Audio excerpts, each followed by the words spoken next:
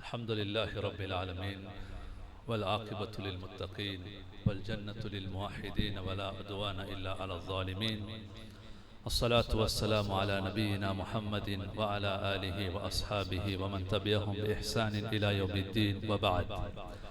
فقد قال الله تبارك وتعالى في محكم التنزيل بعد أعوذ بالله من الشيطان الرجيم بسم الله الرحمن الرحيم: إن الذين قالوا ربنا الله ثم استقاموا تتنزل عليهم الملائكة ألا تخافوا ولا تحزنوا وأبشروا بالجنة التي كنتم توعدون. صدق الله العظيم.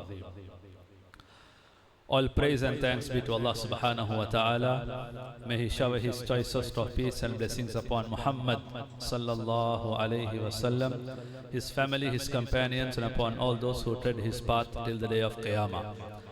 Respected brothers and elders in Islam, first and foremost, I would like to admonish myself, remind myself, and then to you all, to live a life with taqwa, to be conscious of Allah subhanahu wa ta'ala at all times, to do the do's as much as we can, and to refrain from the don'ts completely. May Allah subhanahu wa ta'ala make us amongst the true muttaqoon. Ameen ya Rabbal Alameen. Respected brothers, the objective of a Friday sermon is for us to take a message with us and we practice it till the next Friday. All of us here, we are fulfilling an obligation, but the objective is that.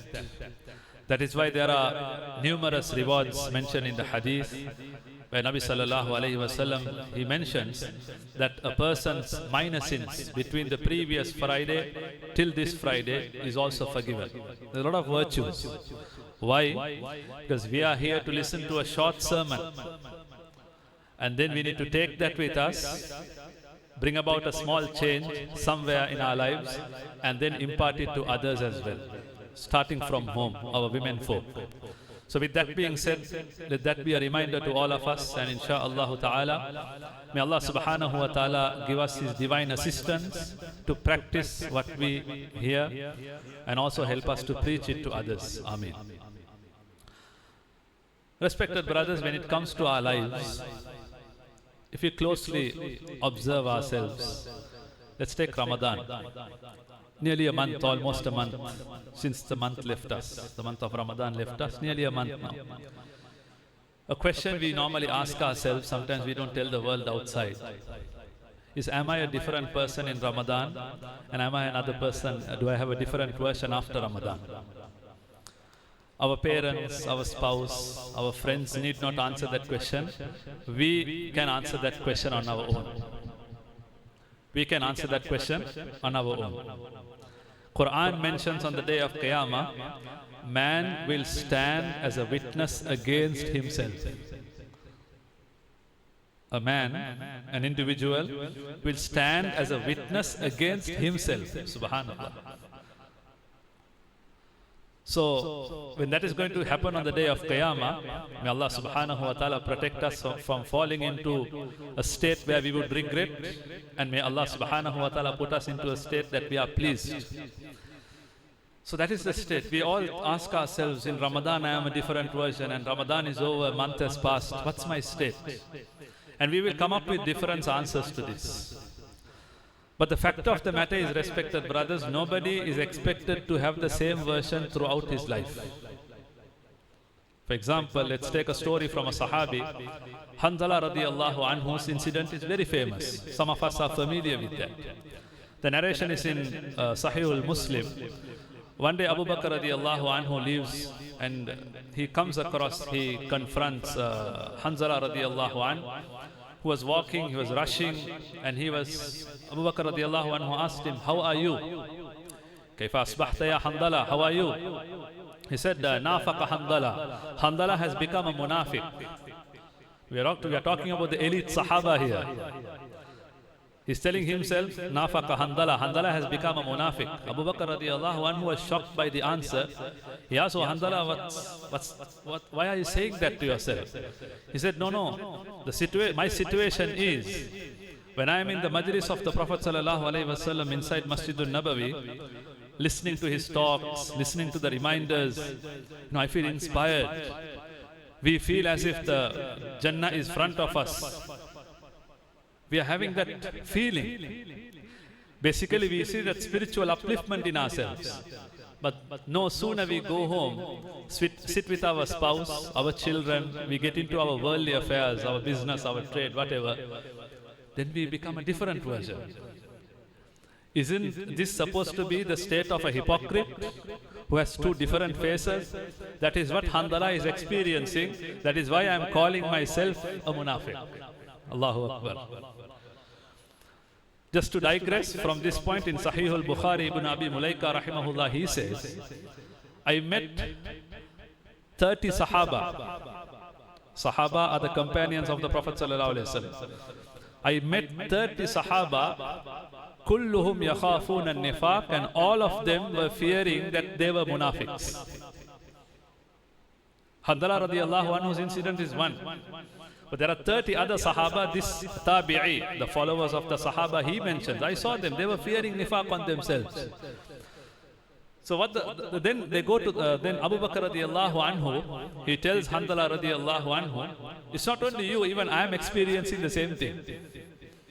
All of us know the Iman of Abu Bakr radiyallahu anhu. If the Iman of the entire Ummah was to be placed in one pan of the scale, and the Iman of Abu Bakr radiyallahu anhu was placed on the other side of the scale, the Iman of Abu Bakr radiyallahu anhu will outweigh the Iman of the Ummah. Subhanallah. That's how strong he is. He says, Handala, this is the same state. I am also experiencing the same thing. Let's go to Nabi sallallahu alayhi wa sallam and ask him, like, are we really munafiqs or not? Because it's a problem. They go and they narrate the entire thing to him, and Nabi sallallahu alayhi wa sallam guides. He's a mentor. Subhanallah. He says, there are situations you will be in that state, and there are situations you will be in this state. Scholars write, Nabi sallallahu alayhi wa sallam justified that you as a human cannot have a constant level of spirituality where you keep on growing and you never come down. That doesn't happen. When you're in the masjid, yes, you will feel that high. When you get back home, you will feel that there is something you're lacking. It's normal. It's only the angels who have that constant level of commitment in worshipping Allah subhanahu wa ta'ala. Now let's come to our situations, respected brothers. Are we expecting to be on the same level as in the state of Ramadan? No. In Ramadan, we might have spent around 2 hours in the night worship. During the last 10 days, it might have gone to 5-6 hours sometimes. Only the night. We might have slept for 1 hour or 2 hours. That was it. But can we maintain that throughout our lives? Illa masha'Allah. Some can do it. But Allah doesn't expect us to do the same thing throughout our lives. Because He knows the human capacity. La yukallifullahu nafsan illa wus'aha. Allah doesn't burden any person beyond their capacity. So now Ramadan is over. A month has passed. We have 10 more months for the next Ramadan to begin. Right? That's how the time passes. But the learning we need to take is, respected brothers, let's go into a verse of Surah Al-Fussilat, the verse number 30 of Surah Al-Fussilat. You can get back home and refer to the tafsir or the translations and you will appreciate it more. A khutbah doesn't give us time to encapsulate the entire message of the series of verses which comes there. So 30 onwards. That was the verse of the Quran I recited before you. This particular verse of the Quran talks about a certain class of people. May Allah subhanahu wa ta'ala make us amongst that class. Ameen. Inna alladhina qalu rabbuna Allah thumma istaqamu. The verse starts with 2 qualities in a Muslim. The verse starts with 2 qualities, and this is what we are going to focus on, inshallah. The first quality is, indeed, those who say that their Rabb is Allah. That's the first quality. What's the first quality? They believe in Allah subhanahu wa ta'ala and they say their Rabb is Allah. That's number 1. Inna alladhina qalu rabbuna Allah thumma istaqamu. That's the second part of the verse. Thumma istaqamu. And then they are steadfast. They are consistent in their religion. They are consistent. They are steadfast. So whenever they do actions, they keep on doing it. That is a key characteristic in this class of people. Right? Believe in Allah, be steadfast. What comes next? Allah subhanahu wa ta'ala talks about these individuals' situation during their deathbed. All of us here one day have to depart from this world. No matter who we are, the literate, the illiterate, the rich, the poor, the affluent one, the one struck with abject poverty, you name it, everybody has to go. Like it is mentioned, لو كانت الدنيا تدوم لأهلها لكان رسول الله صلى الله عليه وسلم فيها مخلدا. If the world in its entirety was to be there permanently for someone who could have lived forever, eternity, there is no better choice than Nabi sallallahu alaihi wasallam. But he too, innaka mayyit wa innahum mayyitun. O Prophet sallallahu alaihi wasallam, you too will die. So all of us here, we have to pass away from this world one day.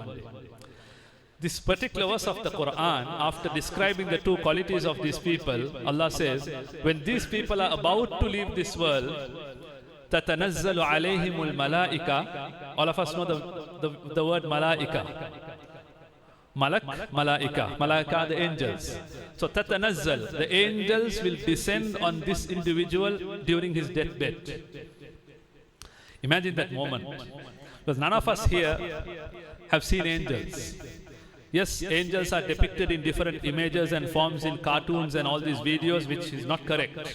We don't believe that exists. That's not the surah of an angel. But we are going to see angels when we are about to pass away from this world. So that entire scenario, that look, that visual is going to be strange, because we haven't seen beings like that. So tatanazzalu alayhimul malaika, there will be groups of angels coming down to this individual out of respect. And they are going to give him a good news, subhanallah. No wife can do that, no child can do that, no parent can do that. Maximum our family can do during our deathbed is to bring the best specialist doctor in the world, that's it. Or get the best medicine out there in the market, nothing more than that. They might call, I know this doctor in this particular hospital, his success, that. We can talk about all that. That's the biggest help our family can do when we are about to leave this world, and nothing else. During that moment when our families, may Allah subhanahu wa ta'ala grant us a noble death, in a manner in which He is pleased with us by the time we depart from this world. Respected brothers, angels come down and they're going to talk to us, subhanallah. When the entire world is in panic and chaos, and here comes angels soothing us. They're calming us and they say, Allah takhafu, don't fear. Don't fear about things. Wala tahzanu, don't worry. What's the link between fear and worry? At this moment, scholars write various different interpretations.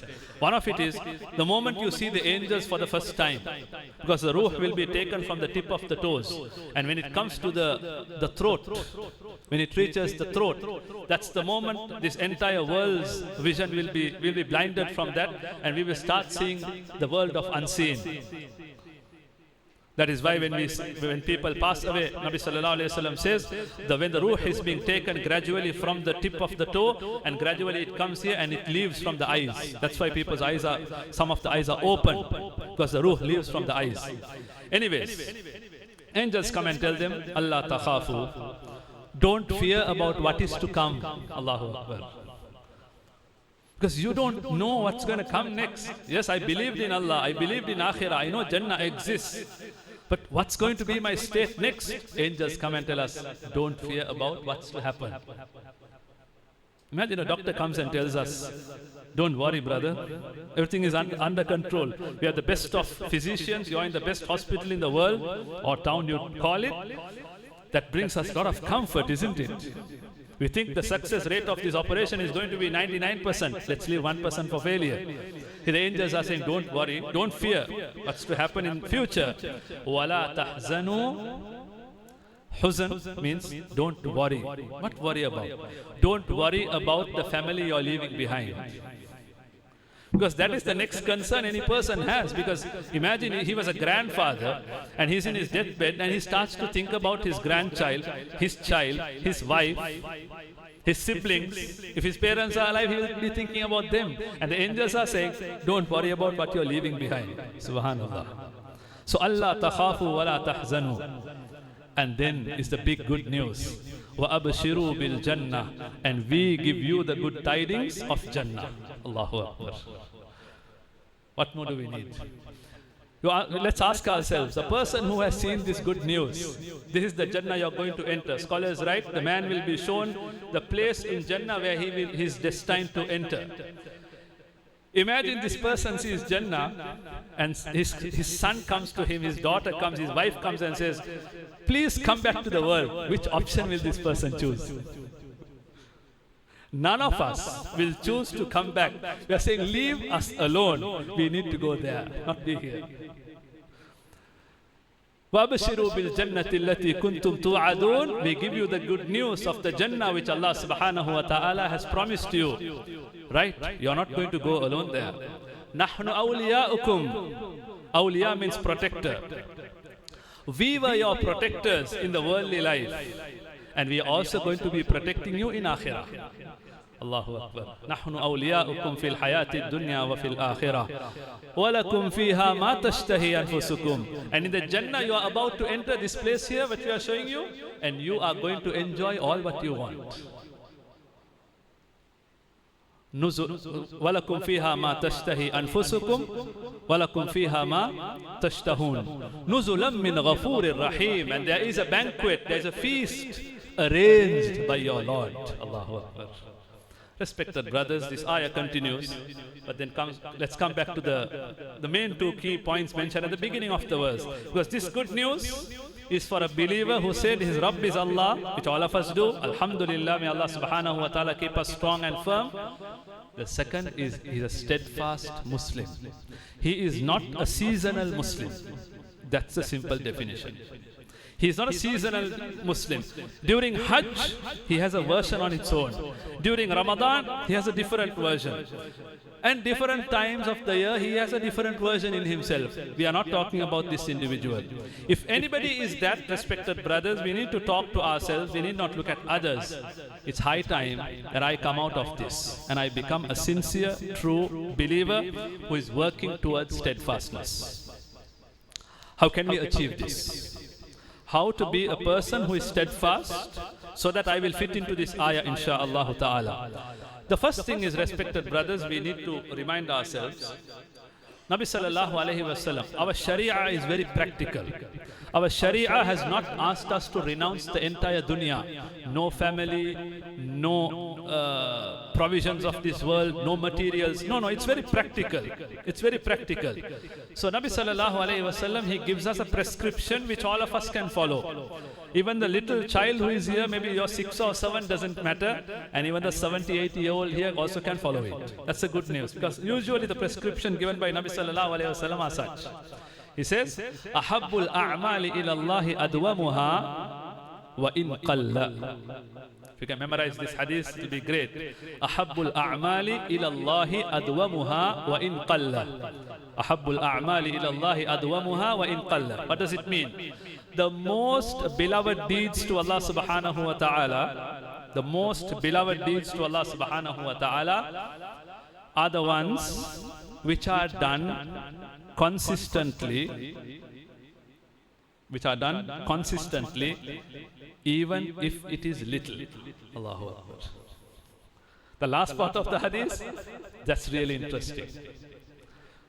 Knowing our situation, each one of us, for example, the ulama write that Allah subhanahu wa ta'ala has proportionately divided ibadat to his servants, just as he has divided the rizq, provisions, to his servants. Let's take an example. Not everyone are affluent and rich. And not everyone are poor and stuck with poverty. Allah subhanahu wa ta'ala has kept this world in a system that each one of us are dependent on each other. Even the richest man in the world is dependent on a person who is very poor. That's a system of the world. That is why all of us are called fuqara. Fuqara, faqirun, fuqara. The plural of the word faqir is fuqara. So all of us are dependent on each other. Allah subhanahu wa ta'ala is the ghani, who is independent. He's self-sufficient. None of us here can claim that we are self-sufficient. It doesn't work that way. The richest man in the world can have all the riches, but in order to buy few grams of carrot, he needs the support of the farmer. The farmer can till the land, sow the seeds, you do whatever the plantation, but he needs a customer to purchase it from him. So all of us are in need of each other, right? So with that being said, respected brothers, Nabi sallallahu alaihi scholars write, all of us have different levels of deeds. Some of us here are very good at tahajjud.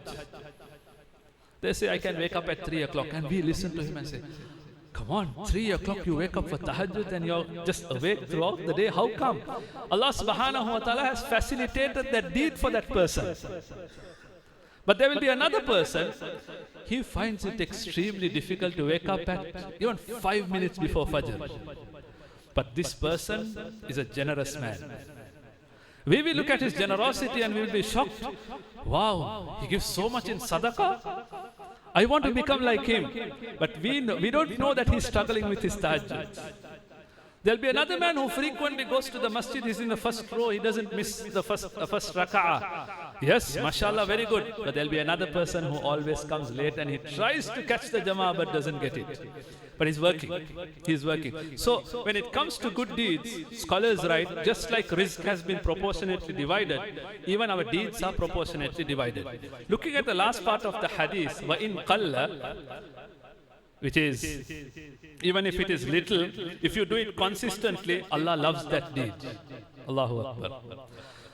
So what do we need to ask ourselves is, how can I keep doing a small deed throughout my life?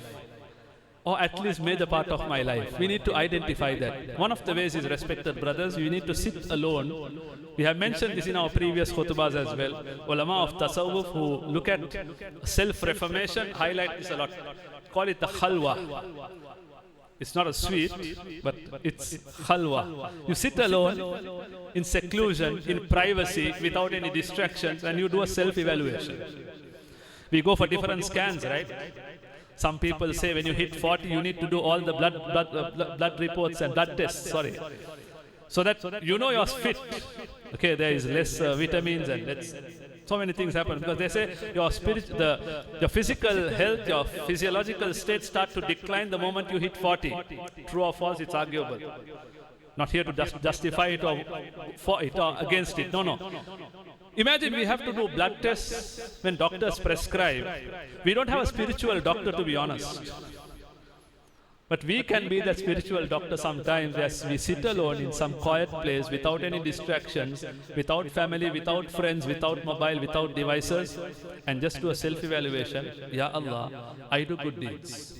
I do good deeds. I'm not a bad person. I do bad deeds as well. That doesn't mean I'm a grave sinner. Ya Allah, I'm struggling with this set of sins, and I'm good at these good deeds. How can I improve myself and make these good deeds permanent and work towards giving up these sins? That's a starting point. Until and unless we do this unless we take this first step to self-evaluate ourselves, change is going to be temporary. It will be like a hype. Okay, listen to the khutbah and now I have changed. 2 days later, back to old normal routine, normal habits again. Most of us struggle with this.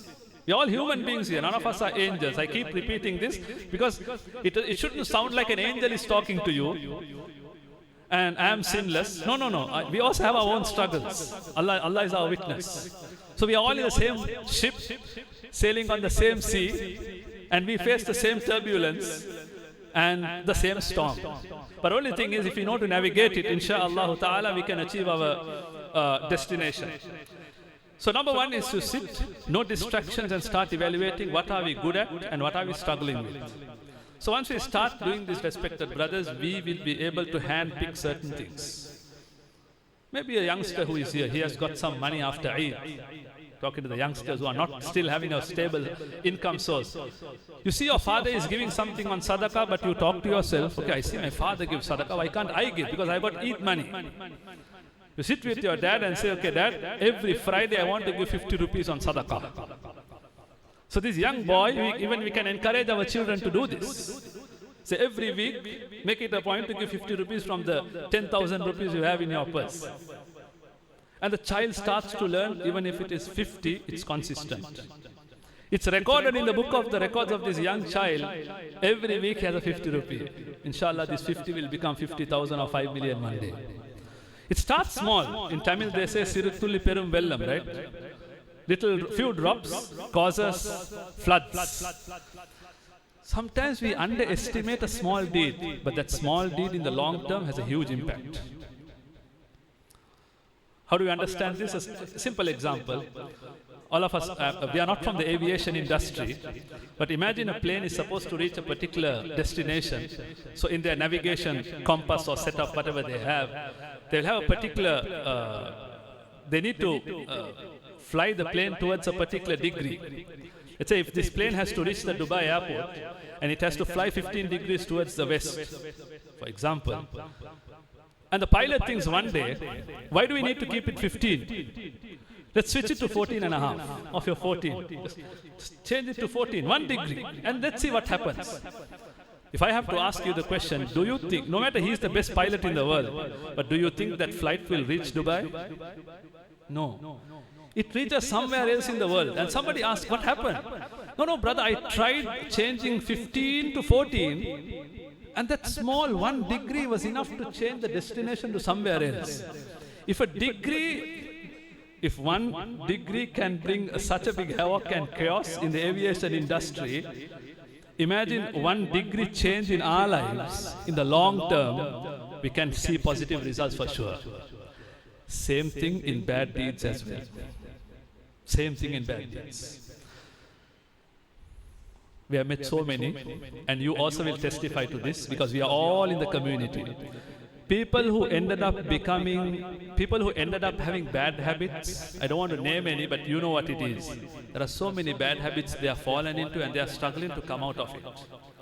And when you sit with that young boy, that grown-up adult who is a father of 2 and he's a grandfather sometimes, if you ask him with respect, let's talk about this and what was the turning point, he will say, I vaguely remember around 20 years ago, it was my friend who introduced me into smoking. It was nothing big. We had a party one day, and I was a teetotal. I was a very pure guy, you know. I don't get into these things. But my friend told us, just try this once, don't try it again. That's what my friend told me to do. I just tried it once, and I let it go. And that's the turning point in my life. There are many who regret like that today. They went into alcohol, they went into smoking, they went into so many bad habits, they are struggling to come out. Turn back decades, that 1 degree turn, that happened then. And now 20 years later, he's paying the price. Whether it's a good deed, you start today even if it is small. Whether it's a bad deed, a person trivializes and still keeps on committing it, it's the same fate they are going to face. So therefore, respected brothers, self-evaluation is one. Number 2 is being connected to the masjid. This is extremely important in our times. Because we are living in a distracted world. Back in the days, we had to switch on the TV to get distracted. But today, we have everything in our pockets. It's very easy to get distracted. If we are to talk about a janaza, leave alone a house, go to the graveyard. Go to the graveyard. We have a graveyard here in the Hivala. When we visit the graveyard for somebody's janaza, to what extent our heart is present during that moment? How many of us are looking at those desolated graves? Yes, my relation has passed away, my friend has passed away, but I can see hundreds of graves in front of me. How many of our hearts are shaking out of fear? How many of us are reminding ourselves, okay, one day when I will be below the soil, the janaza proceedings are happening, but is the burial ground giving me a reminder? Respected brothers, those are the moments we have seen. They are talking about business deals. Allahu Akbar. The place where it's supposed to be a silent place which gives a huge lesson to a life has become the place where people are distracted. So being connected to the masjid is very, very important. Some of us here are belonging to this mahalla.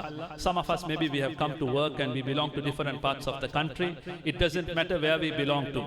But make sure we are connected to the masjid in some way.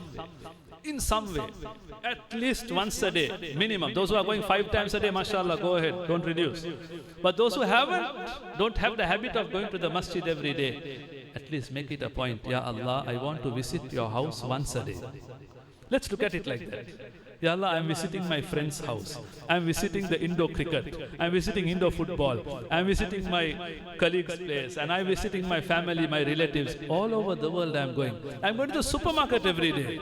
I'm going to do so many different things in the world. But Ya Allah, I want to come to your house. I want to come to your house. That feeling inside. And then we step into the mosque, the masjid, talking to ourselves, Ya Allah, shukr lillah, walhamdulillah, Ya Allah, you gave me the opportunity to step foot into your house. And we thank Allah for that Allah will make today's one to become something permanent in our lives. By coming to the masjid, the person reminds himself about his purpose of life. It reminds him of his servanthood to Allah subhanahu wa ta'ala. And the angels are making dua for him. That is, we have to be individuals. If we don't get the opportunity to go to the masjid, we miss it for that day. We have to feel restless inside.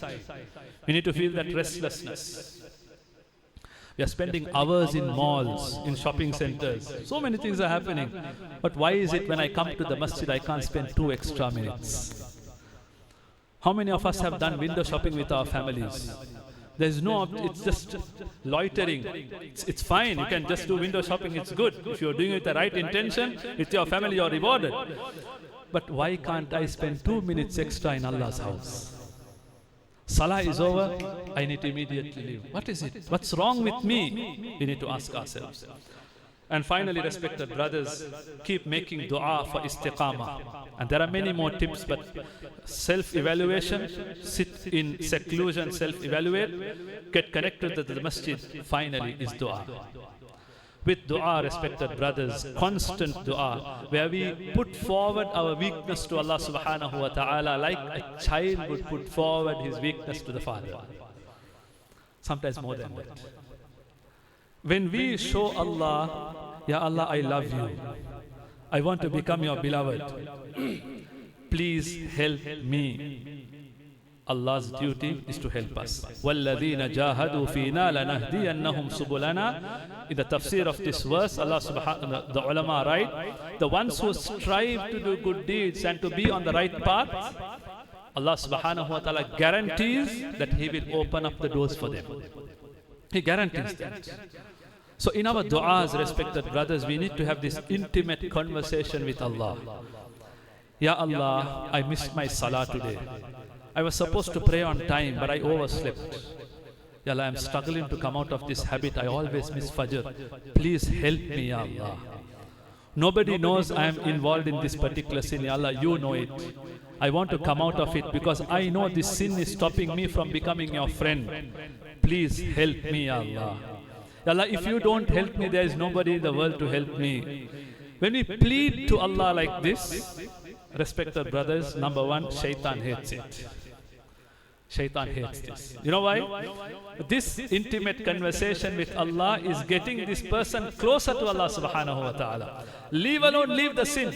Leave alone bringing a good new action into life.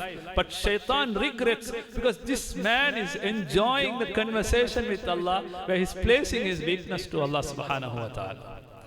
And the most infinite, merciful Allah, He is surely going to open the door. Imagine, we finish up with this, respected brothers.